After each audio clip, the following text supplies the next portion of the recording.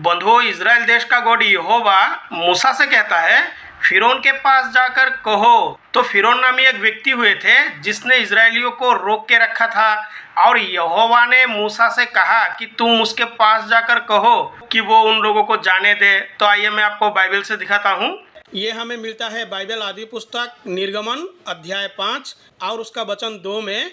फिरौन ने कहा, यहोवा कौन है कि मैं उसका वचन मानकर इजरायलियों को जाने दूं? मैं यहोवा को नहीं जानता और मैं इजरायलियों को नहीं जाने दूंगा। उन्होंने कहा, इब्रियों के परमेश्वर ने हमसे भेंट की है, सो हमें जंगल में 3 दिन के मार्ग पर जाने दे कि अपने परमेश्वर यहोवा के लिए बलिदान करे।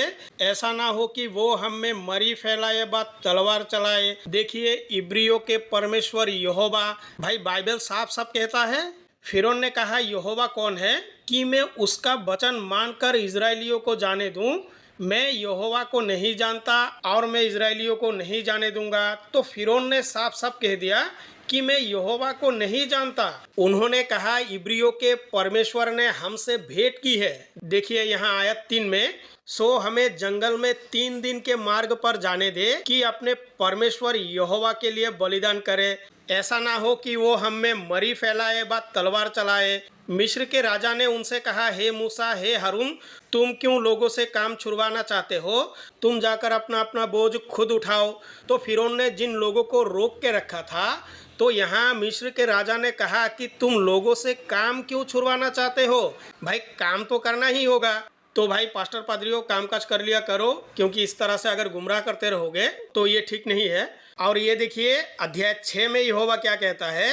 तब यहोवा ने मूसा से कहा, अब तू देखेगा कि मैं फिरौन ने क्या करूंगा जिससे वो उन लोगों को बरबस निकालेगा। वो तो उन्हें अपने देश से बरबस निकाल ही देगा। तो यहोवा ने कहा कि मैं ऐसा कुछ करूंगा, फिरौन उन लोगों को अपने देश से निकाल ही देगा। और परमेश्वर ने मूसा से कहा कि मैं यहोवा हूँ। परमेश्वर ने मूसा से बात की, मैं सर्वशक्तिमान ईश्वर के नाम से इब्राहिम, इसहाक और याकूब को दर्शन देता था, परंतु यहोवा के नाम से मैं उन पर प्रकट ना हुआ। तो भाई बाइबल ये साफ साफ कहता है कि यहोवा के नाम से वो प्रकट हुआ ही नहीं। तो सर्वशक्तिमान परमेश्वर जो है वो कौन है? क्योंकि बाइबल में तो यहोवा ने खुद कहा कि यहोवा के नाम से मैं उस पर प्रकट ना हुआ। मैं सर्वशक्तिमान ईश्वर के नाम से इब्राहिम, इसहाक और याकूब को दर्शन देता था। परंतु सर्वशक्तिमान परमेश्वर जो था वो कौन था? क्योंकि देखिए बाइबल साफ साफ कहता है कि यहोवा के नाम से वो प्रकट नहीं हुआ।